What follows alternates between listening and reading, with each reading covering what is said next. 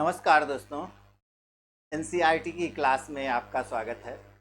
जैसा कि मैं पिछली क्लास में आप लोगों की शुरुआत किया एनसीईआरटी क्लास 6 की, उसमें हम लोगों ने पहले चैप्टर से जितने क्वेश्चन बन सके थे बनाया गया और उसको प्रोवाइड किया गया आप लोगों को। तो वो आपका हो गया। आज हम लोग सेकेंड चैप्टर पर चलते हैं और जो दूसरा चैप्टर है आपका, इसमें कौन कौन से क्वेश्चन हैं उसकी हम लोग चर्चा करेंगे। तो आइए देखते हैं पहला क्वेश्चन क्या है।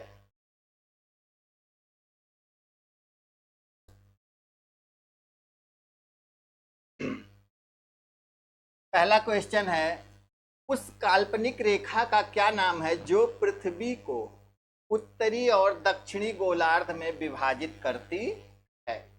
अब देखिए, ये आपका क्वेश्चन हो गया। अब इस क्वेश्चन में आप देखिए पहला ऑप्शन क्या है, तो प्रधान कोई बात नहीं, इसमें थोड़ा सा समस्या है, आप लोग इसको इसको काट लीजिए ना। प्रधान मध्याह्न रेखा दिख रहा है? नहीं दिख रहा है। प्रधान मध्याह्न रेखा,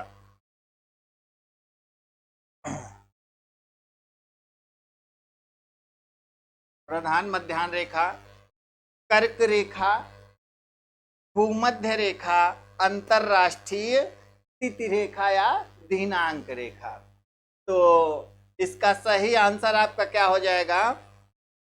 भूमध्य रेखा। भाई सीधे सीधे आप देखेंगे, पृथ्वी ग्लोब बनाएंगे और ग्लोब पर 0 डिग्री अक्षांश जो है, इसी को हम लोग क्या कहते हैं? अक्षांश। इसी को विषुवत रेखा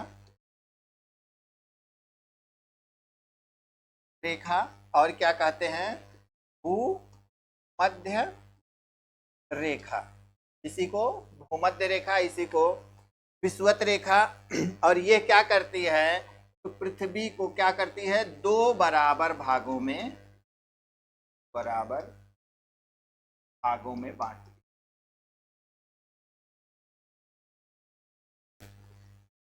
ये आपका पहला क्वेश्चन था। चलिए सेकंड पर।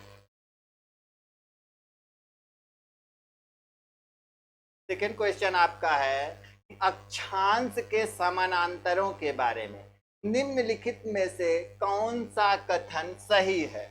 अब ऑप्शन ने दिया है कि वे भूमध्य रेखा के लंबवत और ध्रुवों से होकर गुजरते हैं। दूसरा आप देखिए कि वे भूमध्य रेखा के समांतर और जैसे जैसे आप इससे दूर जाते हैं उनका आकार घटता जाता है। ऑप्शन बी हो गया। सी में दिया है वे भूमध्य रेखा के समानांतर हैं और जैसे जैसे आप दूर जाते हैं उनका आकार बढ़ता जाता है। सी हो गया आपका। और डी में दिया है क्या कि वह भूमध्य रेखा के लंबवत हैं और जैसे जैसे आप इससे दूर जाते हैं उनका आकार घटता जाता है। इसका सही आंसर क्या है आपका? तो सही आंसर आपका ऑप्शन सी है। वह भी भूमध्य रेखा के क्या हैं? समानांतर होते हैं और जब ऊपर की तरफ जाते हैं यह, तो इनका आकार जो विषुववृत्त होता है इसका क्या होता है? यह छोटा होता चला जाता है और अंत में एकदम छोटा एक डाट के रूप में बनता है ना। ऐसा ही है। अगला चला जाए अगले पे। ये देखिए अगला क्वेश्चन आपका है। अगला क्वेश्चन क्या है? उत्तरी और दक्षिणी ध्रुव पर अक्षांश क्या है? अगर अक्षांश पूछेगा उत्तरी दक्षिणी ध्रुव पर, तो ऑप्शन ए 0, डी 45, सी 90 और आपका डी कितना है? तो 180। इसका सही आंसर क्या हो जाएगा आपका? 90। अब आप देखिए, हम लोग जब बनाते हैं इस पर भी, तो 0 से 90 और नीचे 90, ये 0। और अगर हम रेखा भी खींचते हैं तो 0, फिर आपका लास्ट क्या होता है? 90 और आपका 90। तो ये आपका 90-90, यही आपका क्या है, उत्तरी और दक्षिणी ध्रुव पर अक्षांश रेखा क्या है, तो 90 डिग्री इसको कहा जाता है। अगला क्वेश्चन दिया है कि निम्नलिखित में से कौन कर्क रेखा का अक्षांश है। आपका 0 डिग्री, फिर उसके बाद दिया है 23.5, ऑप्शन बी में उत्तर, फिर दिया है 23.5 दक्षिण, और फिर आपका दिया है कि 90 डिग्री उत्तर। इसका सही आंसर आपका क्या है, 23.5 उत्तर। ये आपकी कर्क रेखा है। आइए सारी कुछ रेखाएं हैं उनकी चर्चा कर लिया जाए।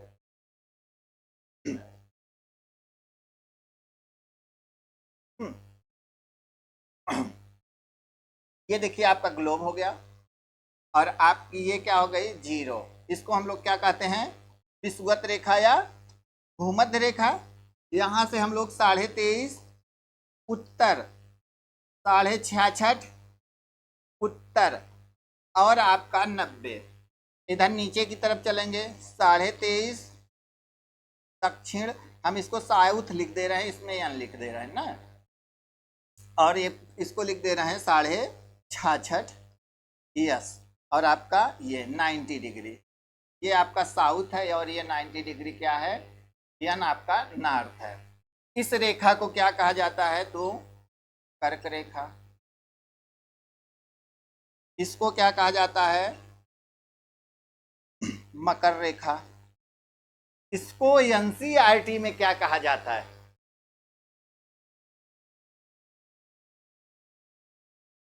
उत्तरी ध्रुवीय वृत्त। क्या कहते हैं, उत्तरी ध्रुवीय वृत्त।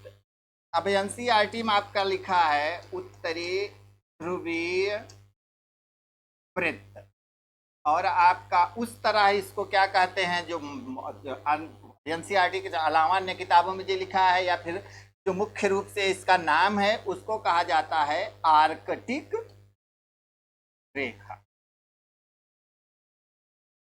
और ये आपका क्या है, उत्तरी ध्रुव ना।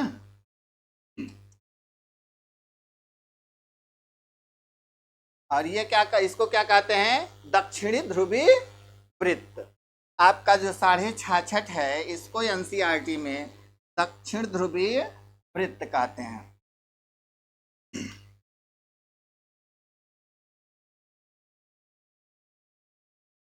वृत्त ऐसा एनसीईआरटी में है, क्लास 6 सेकंड चैप्टर आप जाइएगा, मिल जाएगा। और आपका फिर आपका क्या हो गया, दक्षिणी ध्रुव।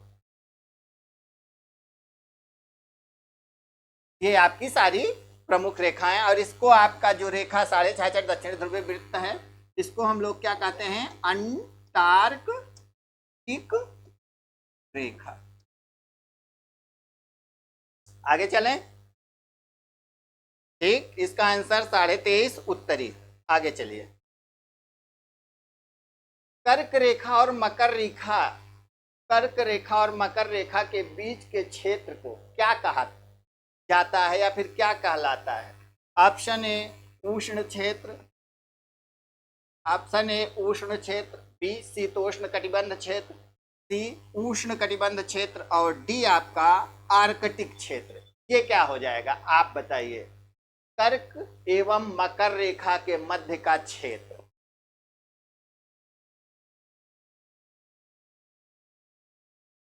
इसको भी देख लीजिए। क्या हो जाएगा, ये आपका मान लीजिए पृथ्वी है, 0 से 23.5 उत्तर, और 23.5 दक्षिण। ये जो भाग है, यहाँ क्या होता है, सूर्य लंबवत आता है कभी न कभी, तो यह आपका, और यहाँ गर्म क्षेत्र है सूर्य के लंबवत होने के कारण, इसलिए इसको क्या कहा जाता है, उष्ण कटिबंध। अब 23.5 से 66.5 उत्तर, 66.5 दक्षिण, जो आपका है इसको क्या कहते हैं, शीतोष्ण कटिबंध। इसके बाद आपका 66.5 से 90 दक्षिण, और 90 उत्तर का जो भाग है इसको शीत कटिबंध कहते हैं। क्या कहते हैं? शीत कटिबंध। जो कटिबंध लग रहा है, अगर इसकी बात करेंगे तो कटिबंध क्यों कहा जा रहा है? तो दो अक्षांशों के मध्य की जो दूरी होती है उसे हम लोग क्या कहते हैं? कटिबंध कहते हैं। क्या कहते हैं? कटिबंध। और कटिबंध अंग्रेजी में जोन कहा जाता है। ऐसा। अब चलिए अगला क्वेश्चन।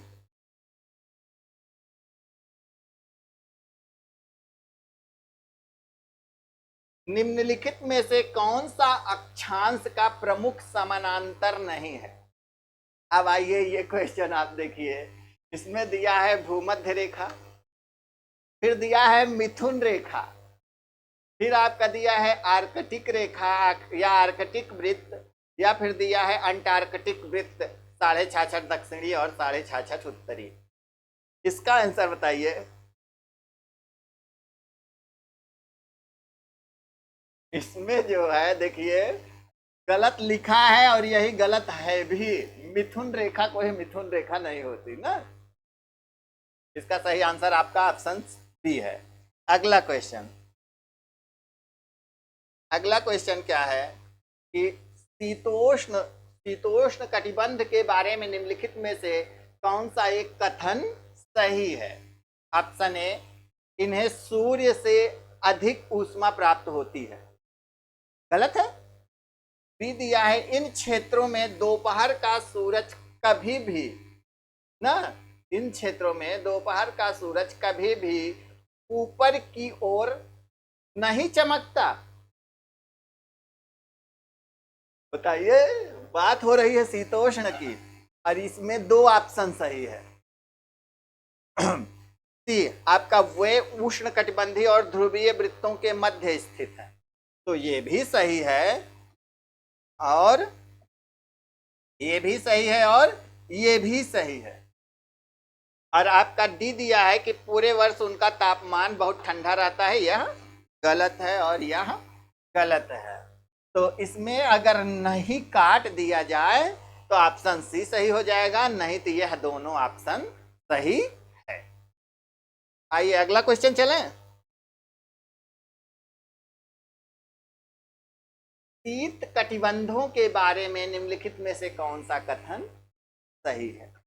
अब इसमें दिया है, इन्हें सूर्य से अधिकतम ऊष्मा प्राप्त होती है, नहीं प्राप्त होती। फिर वर्ष में कम से कम एक बार मध्याह्न का सूर्य सीधे ऊपर की ओर होता है, नहीं होता।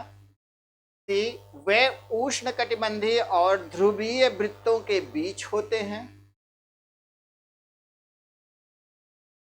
बोलो। डी में क्या दिया है? सूर्य की तिरछी किरणों के कारण इनका तापमान बहुत ठंडा होता है। इसका सही आंसर आपका हो जाएगा ऑप्शन डी।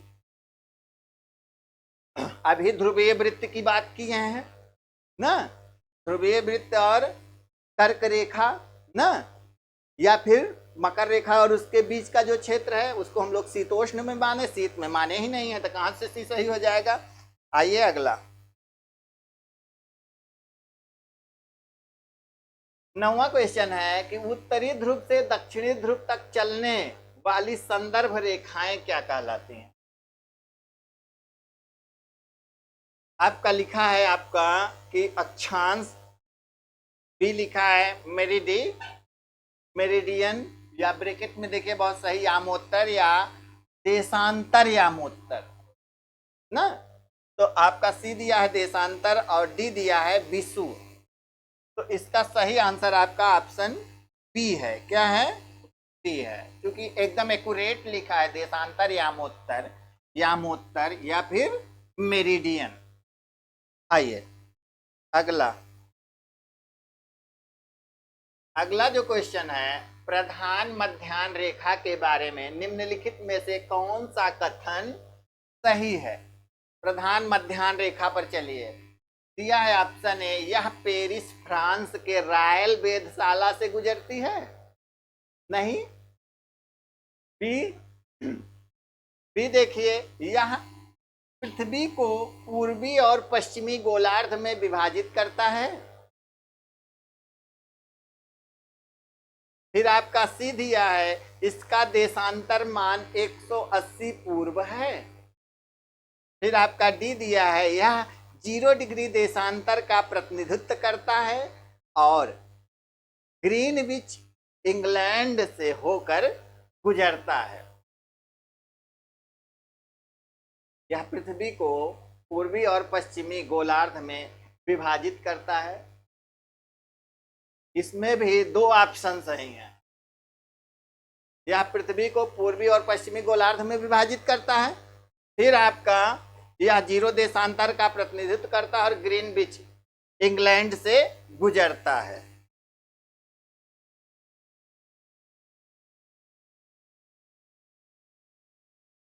कहाँ भाई, वो तो तिथि रेखा है।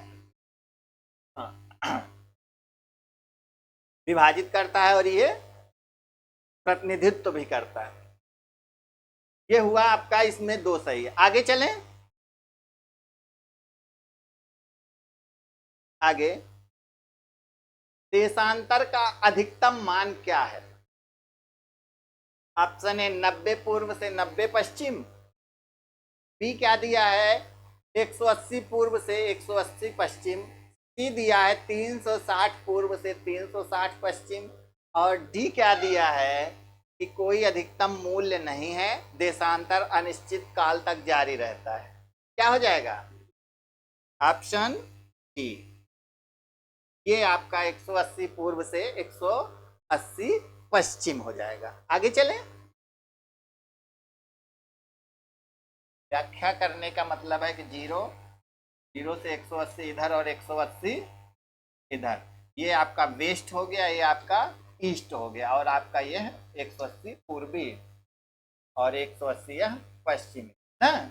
यही आपका तो ऑप्शन बी सही हो जाएगा। आगे चलते हैं। किसी स्थान पर स्थानीय समय निर्धारित करने का आधार क्या है? आकाश में चंद्रमा की स्थिति, बी आकाश में सूर्य की स्थिति, सी आकाश में तारों की स्थिति, डी आपका आकाश में ग्रहों की स्थिति। इसका सही आंसर क्या हो जाएगा? आकाश में सूर्य की स्थिति। जहां सूर्य लंबवत होता है वहीं तो होता है ना। ऐसा हम लोग पढ़ चुके हैं, पढ़ा भी दिए हैं। पहली ही क्लास में, हमको लग रहा है कि दूसरी क्लास में ऐसा चला था। चलिए अगला। अगला क्या है कि देशांतर में 15 डिग्री की दूरी पर स्थित दो स्थानों के बीच में समय कितना अंतर होता है ना। समय में कितना अंतर होता है? 1 घंटे, 2 घंटे, 3 घंटे, 4 घंटे। इसको भी हम लोग पढ़े हैं बेहतर ढंग से। इसकी अगर व्याख्या की जाएगी तो 300 कितना है, 360 देशांतर है। 24 घंटे में बांटना है, भाग दे देंगे 24 से, आंसर क्या आ जाएगा? 15 डिग्री। और यही आपका क्या हो गया? 1 घंटा। क्या? 1 घंटा। तो 1 घंटे बराबर 15 डिग्री। अगला क्वेश्चन चलें। 13 हो गया।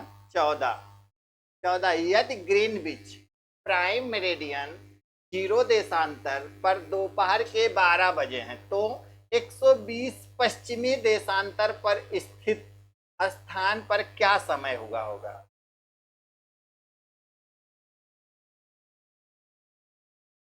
पश्चिमी देशांतर की बात कर रहा है।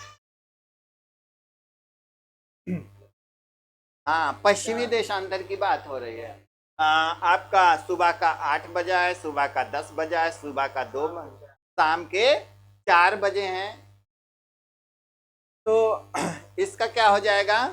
आप हम लोग क्या करेंगे, 8 घंटे माइनस चले आएंगे पीछे तो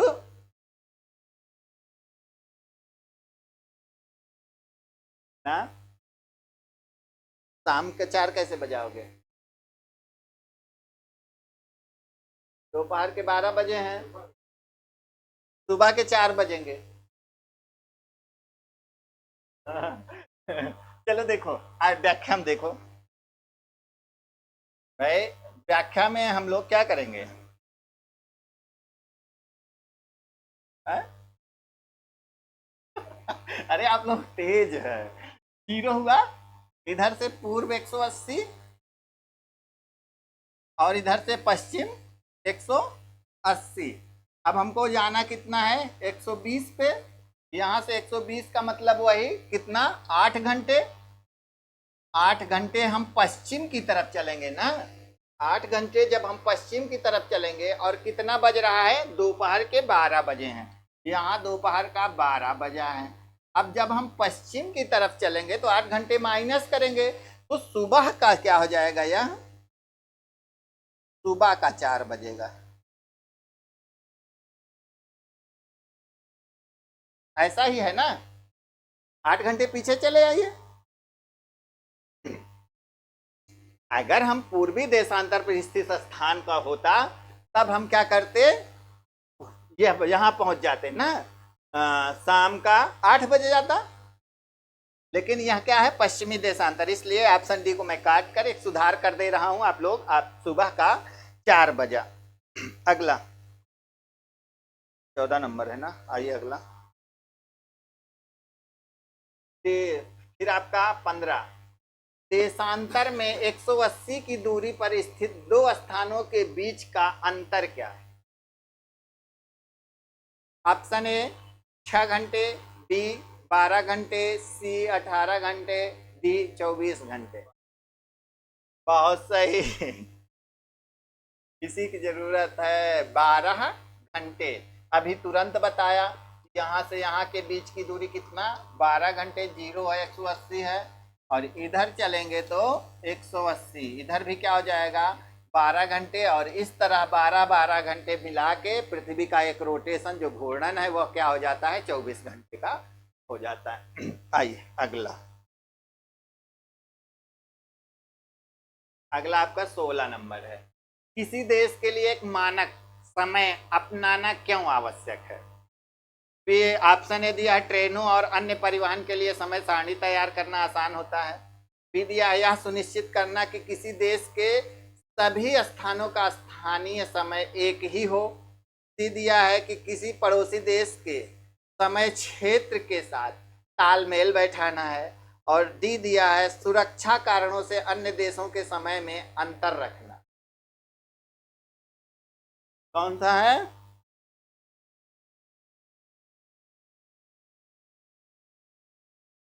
इसका सही आंसर आपका हो जाएगा ऑप्शन ए। क्या है? ट्रेन और समय सारणी, जैसे आप कहीं भी जाना हो तो भाई 16 बजे केरल में और 16 बजे ट्रेन हमको लेना है केरल में 16 बजे, या फिर टिकट यहाँ से करना है 16 बजे के लेंगे, या फिर 8 बजे 4 बजेगा। तो ये आपका आपका क्या हो जाएगा? ट्रेनों और अन्य परिवहनों के समय सारणी तैयार करना आसान बनाता है। या फिर हम गुजरात में हैं, अरुणाचल प्रदेश जाना है, ऐसा। अगला क्वेश्चन। अगला है कि पृथ्वी पर कितने समय क्षेत्र हैं? 12, 18, 24 और 36। इसका क्या आंसर हो जाएगा? है 24। सही बात, चलिए 24। अगला, रूस रूस के मानक समय के बारे में निम्नलिखित में से कौन सा कथन सत्य है? रूस के ने पूरे देश के लिए एक ही मानक समय अपनाया है? गलत है। रूस ने दो मानक समय अपनाए हैं, एक यूरोपीय भाग के लिए और एक एशियाई भाग के लिए। फिर आपका रूस ने अपने लिए विशाल देशांतरीय विस्तार के कारण 11 मानक समय को अपनाया है। डी दिया है, रूस अपने पड़ोसी देश के लिए क्या किया है? पड़ोसी देशों के मानक समय का पालन करता है। इसका सही आंसर आपका ऑप्शन सी है। अगला चले।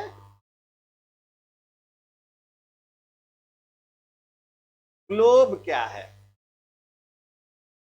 लघु रूप में पृथ्वी का सच्चा मॉडल, पृथ्वी की सतह दर्शाने वाला मानचित्र। सी में दिया है किसी ग्रह का प्रतिनिधित्व करने वाली एक गोलाकार वस्तु, और डी दिया है समय मापने के लिए उपयोग किए जाने वाला उपकरण। सब बताओ, ऑप्शन यही क्या है, पृथ्वी का मॉडल है ना। अगला क्वेश्चन, प्राइम मेरिडियन क्या है? यह मध्याह्न रेखा जो इंग्लैंड के ग्रीनविच में रॉयल वेधशाला से होकर गुजरती है। मेरिडियन जो पृथ्वी को पूर्वी और पश्चिमी गोलार्ध में विभाजित करती है। मध्याह्न रेखा जो जीरो देशांतर का प्रतिनिधित्व करती है। क्या हो जाएगा? डी। इसमें आपका सभी हो जाएगा। अगला, देशांतर और समय कैसे संबंधित? दिया है क्या? ये संबंधित नहीं है। फिर उसके बाद दिया है कि चूंकि पृथ्वी पश्चिम से पूर्व की ओर घूमती है, ग्रीनविच के पूर्व के स्थान ग्रीनविच समय से आगे होंगे और पश्चिम के स्थान पीछे होंगे। हाँ, इसके बाद सी दिया है चूंकि पृथ्वी पूर्व से पश्चिम की ओर घूमती है, ग्रीनविच के पूर्व के स्थान ग्रीनविच के समय से पीछे होंगे और पश्चिम के स्थान आगे होंगे। और डी दिया है देशांतर और समय के बीच कोई संबंध नहीं है। इसका सही आंसर क्या है? ऑप्शन बी है ना। आइए अगला,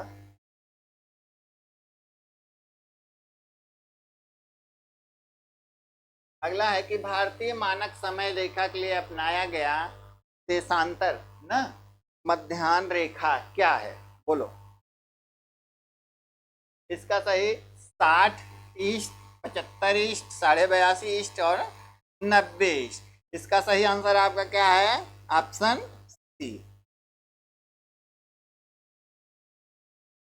क्या व्याख्या की जाए, सरल सरल बातें हैं, है ना। आगे चलते हैं कि ग्लोब पर ग्रिड क्या है। अब इसको बताइए। ऑप्शन ए, अक्षांश के समानांतर और देशांतर के मेरिडियन का नेटवर्क। फिर आपका बी दिया है कि रेखाएं भूमध्य रेखा और प्रधान मध्याह्न रेखा का प्रतिनिधित्व करती हैं। सी दिया है कि रेखाएं कर्क रेखा और मकर रेखा का प्रतिनिधित्व करती हैं। डी दिया है आर्कटिक और अंटार्कटिक वृत्तों का प्रतिनिधित्व करती हैं। इसका सही आंसर क्या है? ये हो जाएगा 23 आपका क्या है? 23 आपका ए है। क्या है? ए है। आगे चलिए, 24। 24 क्या है? निम्नलिखित में से कौन सा अक्षांश का समानांतर नहीं है?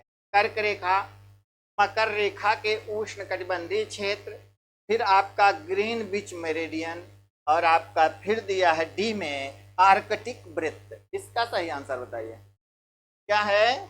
ग्रीनविच मेरिडियन नहीं है ना, यह आपका देशांतरी हो जाएगा। आइए अगला, अगला है कि निम्नलिखित में से कौन सा क्षेत्र सूर्य से अधिकतम ऊष्मा प्राप्त करता है? शीत कटिबंध, शीतोष्ण कटिबंध, उष्ण कटिबंध, और इनमें से कोई नहीं। ऑप्शन क्या हो जाएगा इसका सही? Option C. अगला चले, इन सब की व्याख्या हो ही गई है तो क्या व्याख्या बताने की जरूरत है। आगे चलते हैं कि किस तिथि को सूर्य कर्क रेखा पर सीधा चमक, इसकी व्याख्या कर लिया जाएगा ना। 21 मार्च, 21 जून, 23 सितंबर, 22 दिसंबर। अब आप बताइए इसका सही आंसर क्या हो जाएगा? ऑप्शन, अब इसको अगर हम देखेंगे तो देखिए, ये आपका सूर्य हो गया, सूर्य से पृथ्वी, और पृथ्वी को ऐसे झुका दे रहे हैं इस तरफ, पृथ्वी ऐसे झुका दे रहे हैं, यहाँ पृथ्वी बना रहे हैं, यहाँ पर सॉरी ऐसे झुकेगी, और आपका यहाँ यहाँ ना, और आपका ये तो यहाँ पर आपका ऐसे और ऐसे। ये आपका जब हम रेखा खींचेंगे तो यहाँ लंबवत हो रहा है, ये जब रेखा खींचेंगे तो यहाँ लंबवत हो रहा है, यहाँ सीधे लंबवत विषुवत रेखा पर और यहाँ सीधे लंबवत विषुवत रेखा पर। यही आपका क्या है 21 जून। ये आपका क्या है, जून के बाद जुलाई आता है, अगस्त आता है, फिर सितंबर आ जाता है। क्या आ जाता है 23 सितंबर, फिर अक्टूबर, नवंबर, दिसंबर। दिसंबर में ये आपकी क्या है मकर रेखा है, ये कर्क है और ये विषुवत है। ऐसा सब जगह है। तो अब यहाँ पर क्या हो जाता है 22 दिसंबर। 22 दिसंबर को क्या हो जाएगा मकर रेखा पर लंबवत होगा। 23 सितंबर को कहाँ भूमध्य रेखा पर लंबवत होता है। अब आपका दिसंबर के बाद जनवरी, फरवरी, मार्च, और मार्च में कब 21 मार्च को फिर क्या हो जाता है विषुवत रेखा पर लंबवत। फिर उसके बाद अप्रैल, मई, जून, आपका 21 जून को फिर लंबवत हो जाता है कहाँ कर्क रेखा पर। ऐसा आपका हो गया। आगे चलें। निम्नलिखित में से किस क्षेत्र में 21 जून को 24 घंटे का दिन होता। इसमें भी उष्ण क्षेत्र दिया है, ऑप्शन फिर भी दिया है बी उष्ण कटिबंधीय क्षेत्र, फिर आपका दिया है शीत कटिबंध क्षेत्र, फिर आपका दिया है इनमें से कोई नहीं। अब इसमें आपका जो ऑप्शन है इसमें आपका एक चीज और लिखना चाहिए था। क्या लिखना चाहिए था उत्तरी और दक्षिणी। क्या उत्तरी या दक्षिणी, तो इसमें सीधे उत्तरी लिखना चाहिए था।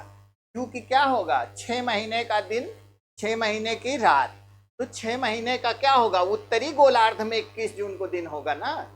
तो उत्तरी ध्रुव का जो क्षेत्र होगा वो 24 घंटे का दिन हो जाएगा।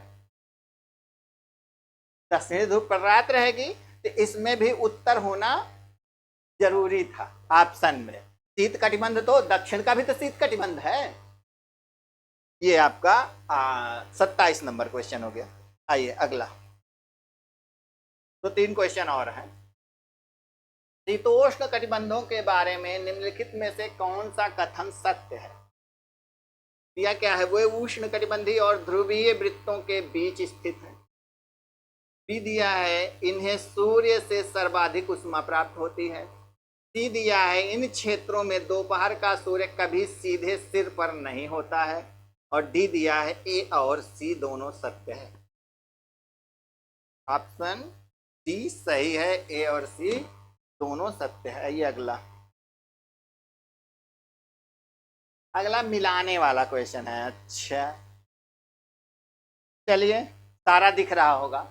हाँ दिख रहा है, कोई दिक्कत नहीं। हाँ निम्नलिखित को मिलाइए। अब क्या कह रहा है प्रधान मध्याह्न रेखा, कर्क रेखा, मकर रेखा, आर्कटिक वृत्त। अब इसको मिलाना है, आप लोग बताइए। पहले को हम लोग क्या ले जाएंगे, सॉरी पहले को सी पर, पहला सी पर जाएगा 0 देशांतर पर, कर्क चला जाएगा डी पर ना, मकर चला जाएगा ए नंबर पर, और आपका आर्कटिक वृत्त कहाँ चला जाएगा बी पर ना, 66 66.5 पर। अब आपका क्या हो रहा है पहले का सी, दूसरे का डी, तीसरे का ए, चौथे का बी। ऑप्शन ए सही है। आइए चलते हैं अगले पर।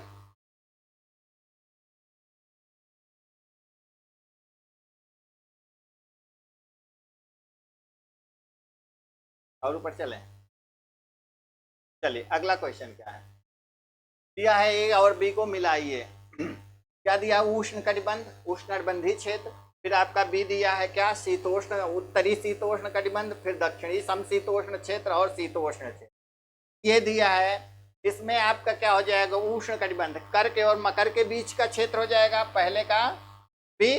अब पहले का बी कहाँ है यहाँ। दूसरा चलते हैं तो उत्तरी शीतोष्ण कटिबंध, इसका क्या हो जाएगा ए हो जाएगा। हमको लग रहा है यहीं फंस गया मैटर, मामला फिट है। आपका ऑप्शन ए सही भी हो जाएगा ना। अब इसके बाद इसका सी का सी और डी का डी सेम है। आइए अगला।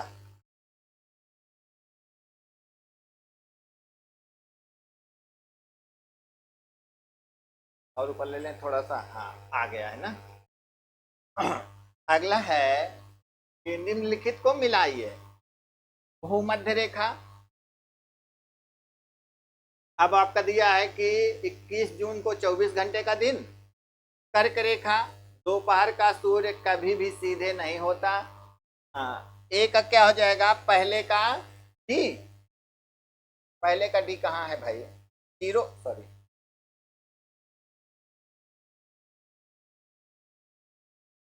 पहले का, ओ पेन नहीं लिए क्या, पहले का क्या हो जाएगा, सी। हाँ, फिर उसके बाद दूसरा 21 जून को 24 घंटे का दिन, नहीं दूसरे का सी हो जाएगा। हाँ, सीधे पड़ता है सिर। फिर आपका क्या हो जाएगा, तीसरा, तीसरे का क्या हो जाएगा, आर्कटिक वृत्त, 21 जून 24 घंटे का मैटर ना। फिर आपका ऑप्शन ए सही ही हो जा रहा है, मिलाने की विशेष जरूरत नहीं है। आइए अगला चलते हैं, देखें और भी है कि बस कहानी खत्म है आपकी, इतना ही। 31 क्वेश्चन था आज की जो क्लास है, इसमें आपके 31 क्वेश्चन थे। इन 31 क्वेश्चन की हम लोगों ने चर्चा की। फिर मिलेंगे कल अगली क्लास में, जिसमें हमारा तीसरा चैप्टर होगा, क्लास 6 की एनसीईआरटी का। हमको लग रहा है 5-6 चैप्टर हैं ही, तो आपके समाप्त हो जाएंगे। आज की क्लास यहीं तक। Thank you all of you.